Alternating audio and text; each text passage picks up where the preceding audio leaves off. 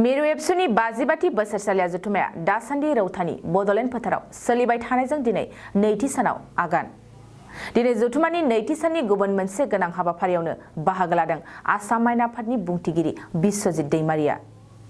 बिमा रावनि बिजोंजों गुन गोनां सोलोंथाइ जौगाहोनायाव मोननो हानाय खाबु आरो जुजिनो गोनां बिथिं बे आयदानि सायाव गुवारै सावरायनाय गेवलां मेलनि उनाव आसाम मायना आफादनि बुंथिगिरि बिश्वजित दैमारिया खौरांगिरिनि सिगाङाव माखासे गोनां बाथ्राफोरखौ बुंथिदों। बिथां बिश्वजित दैमारिया एबसुनि फरायसाफोरखौ लानानै बेबादि सावरायनां हाबाफारि लानायखौ गोजोननाय फोरमायदों। आयेन आफादनि बुंथिगिरिया बुंदों, सोलोंथाइ लानायाव बिमा बिफाया गाव गावनि गथ' गथायफोरखौ नोजोर लाखिनांगोन। आफादा माने 52थि बोसोरसालिया जथुमाजों लोब्बा लाखिनानै जे बेवहाय गुन गोनां सोलोंथाइनि सायाव सावरायनाय माने हाबाफारि लादों, बे खुब मोजां जादों आरो बेयाव माखासे एकदम रोंगौथि गोनां आलासिफोरखौ हांख्रायनानै लाबोनानै बिथांमोननि जिथु नलेज बेजों जोंनि फरायसाफोरखौ मोगा मोगि जाहोनाय इन्टारेक्शन खालामहोनाय बे खुब मोजां आरो बेजों जोंनि लाइमोनफ्रा माने जाखांबोनाय फरायसाफ्रा सोलोंथाइनि बिथिङाव गोबां आइडिया मोनगोन आरो बे जेब्ला जोंनि फरायसाफ्रा बेफ्राव सोलोंथाइनि बिथिङाव गोसो होगोन अब्लानो फरायसायाबो गुन गोनां फरायसा जागोन आरो जोंनि सोलोंथाइयाबो फरायसाया गुन गोनांबानो जोंनि सोलोंथाइयाबो गुन गोनां जागोन। सोलोंथाइयाथ' जोंनि इच्छानि सायावसो गासिबो दं, स्कुल दं, फोरोंगिरि दं, सब दंजोबो, नाथाय जोंनो मोनसे आबहावा नांगौ, जि आबहावायाव जोंनि बिमा बिफायाबो फिसाखौ लेखा गोरों खालामनायनि बाथ्रा जेब्लाबो सानो आरो फरायसाफ्राबो फरायनानै माबा मोनसे जानायनि सिमां नुयो, बे मोनसे आबहावाखौ जोङो लाबोनांगौ।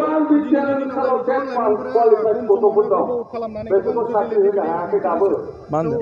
जों बे ड्रप आउट जानायनि गुबै जाहोना जाहैबाय जों न'खर बिमा बिफा जानानै गावनि फिसाया फरायसालियाव थांनाय थाङै मा फरायदों बेखौ जुदि उदिस लायाबा उन्दै समाव सासे उन्दै गथ'आ आरो माखौ सानस्लाबनो हानो। ओंखायनो आं दिनै बे बाथ्राखौनो बुंदों, फरायसानि सायावल' नङा, बिमा बिफायानो नाम्बार वानआ।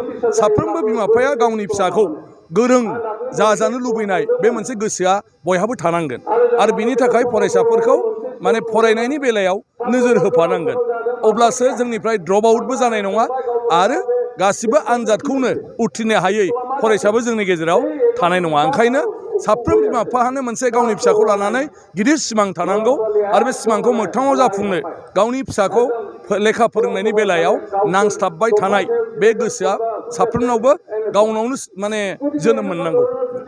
बेजों लोगोसे गफुर हालामनि आरो सनितपुरनि बर'नि मिलायो बिसोर होबथाबाय थादों, जोंनो बिटिआरखौ नाङा होनना बुंदों।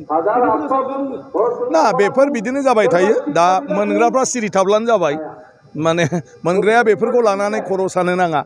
गतिके जायहा माबा मोनसे दं बिसोरो बुंबाय थागोन, ओंखायनो फारनैथिंबो जाहाथे जालायलाया। दा जोंनि गोरोबथाया बेनोमोन जे दानि जिथु बडलेण्ड, बे बडलेण्डनि सिमाखौ आरोबाव बर' थानाय ओनसोलफोरखौ बेवहाय सोफादेरनाय, बे हिसाबै माखासे कन्डिसन होदोंमोन जे माबायदि गामिफ्रा बडलेण्डआव हाबफानो हायो।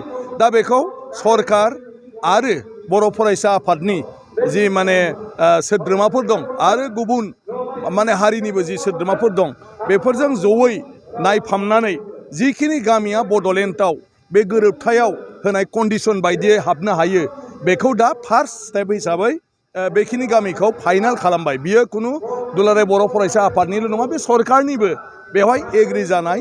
गतिके जोंहा दा ओंखायनो बेवहाय जेबो बुंनांगौ गैया आरो बुंनोबो नाङा रावखौबो। गतिके जि हाब्बाय फोसावबाय बे जाबाय आरो गुबुन माखासेखौ नायफामगासिनो दङ आरो लासैनो माने खुब खम समनि गेजेराव हयथ' माखासे गामिया आरोबाव रोखा जागोन।